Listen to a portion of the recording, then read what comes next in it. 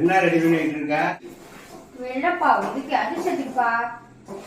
முந்தா நாள் தான் அதிர்ஷ்ட மாவு ரெடி பண்ணீங்க. சரியா போச்சா? முந்தா நாள் ரெடி பண்ணது இருக்கு.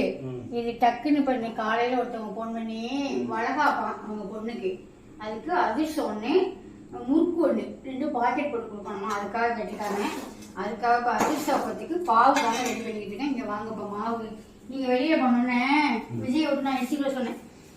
இங்க மாவு பாருங்க, இது இடிச்சுக்கிட்டு வந்தாச்சுங்க. நல்லா 1 மணி நேரம் ஊற வச்சு நல்லா ஒரு ஈர துணியில போட்டு உணர்த்திட்டு இதை போய் இப்போ மிஷின்ல இடிச்சுக்கிட்டு வந்தாச்சு. இதுல போய் என்ன போட்டு வச்சுக்கோன்னா ஒரு கல் உப்பு போட்டு நல்லா கலக்கி வச்சிருக்கேன். பாவை ரெடி பண்ணி கொண்டு இதில் ஊற்றி நம்ம இந்த மாதிரி மண் பாத்திரத்தில் ஊற்றி வச்சுட்டோம்னா ஒரு 4 நாள் சென்று 5 நாள் சென்று எடுத்து தட்டினோம்னா சூப்பரான அதிர்ஷ்டம் ரெடியாகும். இப்போ வாங்க பாவு ரெடி ஆகிறது எப்படின்னு நான் காமிக்கிறேன். மாதிரி இப்போ வந்து பாரம்பரியமா முறுக்கு, அதிர்ஷ்டம், கெட்டி உருண்டை, சீப்பு முறுக்கு எல்லாமே கல்யாணத்துக்கு, வளகாப்புக்கு எல்லாத்துக்குமே நம்மள்கிட்ட வாங்கிட்டு இருக்காங்க. உங்களுக்கும் இந்த மாதிரி கல்யாணம், நல்லது கெட்டதுக்கு வீட்டில் உள்ள ஃபங்க்ஷனுக்கெல்லாம் நம்ம வீட்டில் ஆர்டர் பண்ணி வாங்கிக்கலாம். இப்போ வாங்க பாவு ரெடி பண்ணி எப்படி எனக்கு ஊற்றுறதுன்னு காமிக்கிறேன். நல்லா திரண்டு வந்துச்சுன்னா தள்ளணும். இதை நவுத்தினீங்கன்னா நவரும் உருண்டு.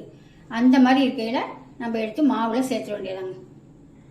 நவுத்துனா நவரணும். அதுதான் பாவு பதம், கரெக்டான பதங்க. நல்லா திரண்டு வந்துட்டா இப்போ நம்ம எடுத்துக்கிட்டு போய் மாவில் சேர்த்துடலாம். நான் கரெக்டான வெள்ளம் எடுத்துருக்கேன், கரெக்டாக தண்ணி ஊற்றிருக்கேன். அதனால் நான் அப்படியே சேர்த்துருவேங்க. கரெக்டாக எடுக்கலைன்னா கூட குறைச்சி எடுத்துருந்தீங்கன்னா பாவை கொஞ்சம் மிச்சம் வச்சுக்கலாம். அப்புறமா பத்தனா நம்ம ஊற்றி கிளறிக்கலாம்.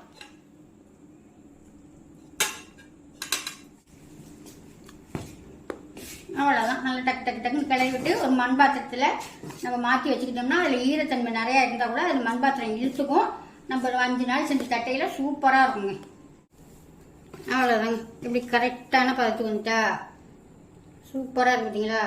இந்த மாதிரி நம்மள்கிட்ட அதிர்ஷ்டம், கெட்டி உருண்டை, முறுக்கு, சீப்பு முறுக்கு, மசாலா ஐட்டம், மாவு ஐட்டம் எது வேணுமோ மேலே நம்பருக்கு